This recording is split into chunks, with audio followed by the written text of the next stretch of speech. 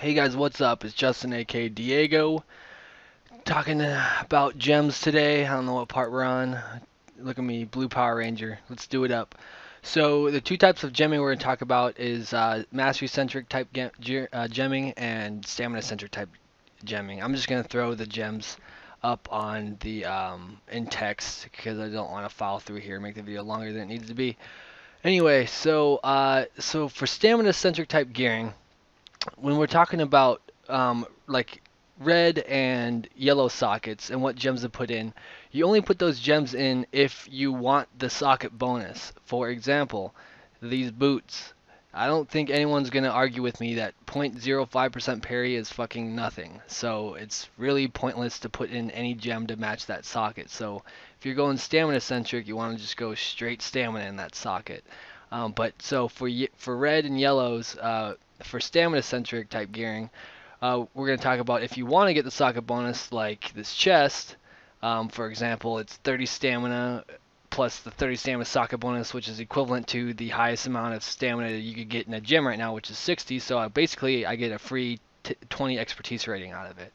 So socket bonuses like that are good to go after for stamina centric. For mastery centric, it's the adverse. For yellow sockets, you're going to put in stamina mastery gems, and then if you want to hit a blue or a red socket, we're going to talk about those gems. So for stamina centric type gearing, if you want to hit a socket bonus that has a red gem in it, you're going to throw either an expertise stamina gem in there or a parry stam gem in there. Those are only really two options. For blue socket, it's pretty obvious. You're just going to go stamina. For a yellow socket, you're going to go with the mastery stam cut.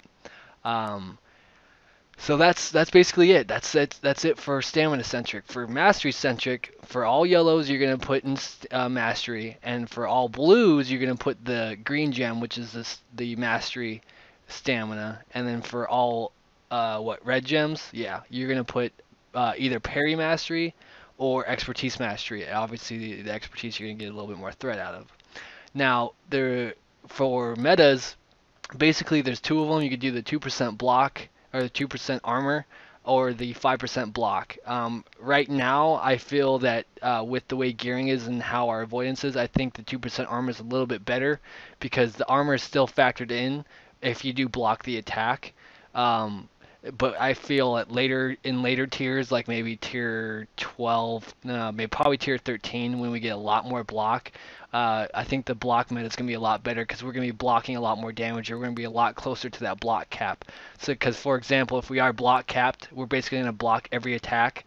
That'll be the worst thing that's going to happen. So we could guarantee an extra 5% damage reduction on that block, which will be better than the 2% armor. But right now, we're still going to get hit, and we're not going to be able to block every single attack or avoid all the attacks. So that's why I think the armor one's a little bit better. But once we get more gear, I think the block one's going to be a little bit better. So the reason why I've talked about those two different types of gemming is because it's not really cut and dry which one's going to be the best. Stamina has always been good, and it's really good for fights where there's damage sources that you can't avoid. Dragon breaths, fucking AoE damage pulses, bleeds, magical dots, all that stuff that can't be avoided via mastery or block or stuff. Stamina really helps it out, and not only does stamina help that out, it helps your heal. It gives your healers more time to heal you to full. The more health you have, the longer the longer period of time they have of error to heal you back up to full, basically. So basically what it's called soak tanking. And for all progression type purposes, bears are really good because they had a lot of health, but right now it's just any class can really do it. But stamina tanking is really good for any progression type tanking because you're going to give your healers the maximum room for error to heal you back to full.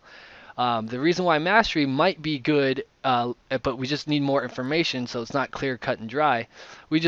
Because it's going to reduce the amount of damage you take, and once you reach a certain threshold of health, they think it's going to be better to actually reduce damage and do your best to reduce as much damage as possible, rather than just increasing your health and making your healers quote unquote have to work harder and heal you up to full.